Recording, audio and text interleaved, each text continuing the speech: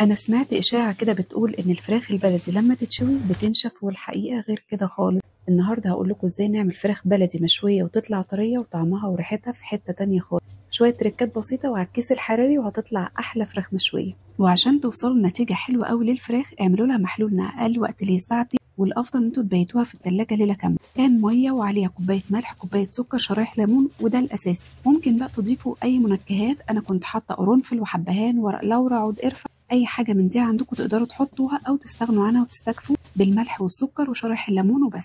بيتها ليله كامله في التلاجة وطلعتها من محلول نقع دلوقتي، وهبدا انشفها بمناديل كويس جدا، وهنعمل فيها فتحات بالسكينه عشان نوصل التتبيله لكل حته في الفرخ. ودلوقتي هنعمل احلى تتبيله الفراخ المشويه. بصلتين وطماطمتين ضربتهم كويس في الخلاط، هبهرهم ملح فلفل اسود، شويه بهارات فراخ، شويه كاري ودول اختياري، وعليهم شويه كزبره صغيرين، معلقتين بهارات شوي تقدروا تستبدلوهم بسبع بهارات او اي بهارات مشكله عندكم يعني، معلقتين 3 زيت، وعليهم معلقتين كبار دبس رمان او عسل اسود بيدوا لون حلو جدا للفراخ، وعليهم كمان عصير ليمونتين، وعلبه زبادي كبيره او علبتين زبادي صغيرين. ونقلب كل الكلام الحلو ده مع بعض كده، بقى عندنا احلى تتبيله للفراخ.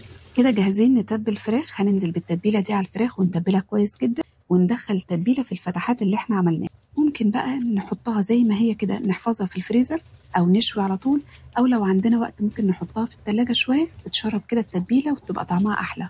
ساعات بحطها في الكيس الحراري واغلفها كويس واحطها في الفريزر، بطلعها على الفرن على طول بتطلع جميله جدا.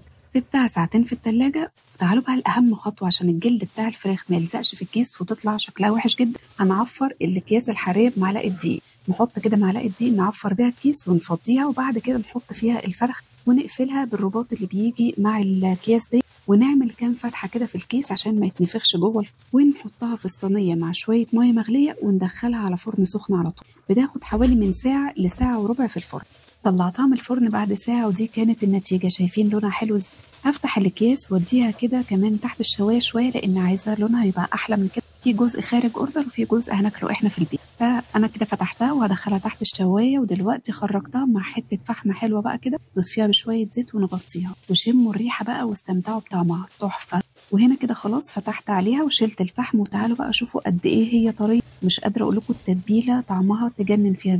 جربوها، ولو عجبتكم ما تنسوش تعملوا لايك وشير ومتابعه للصفحه.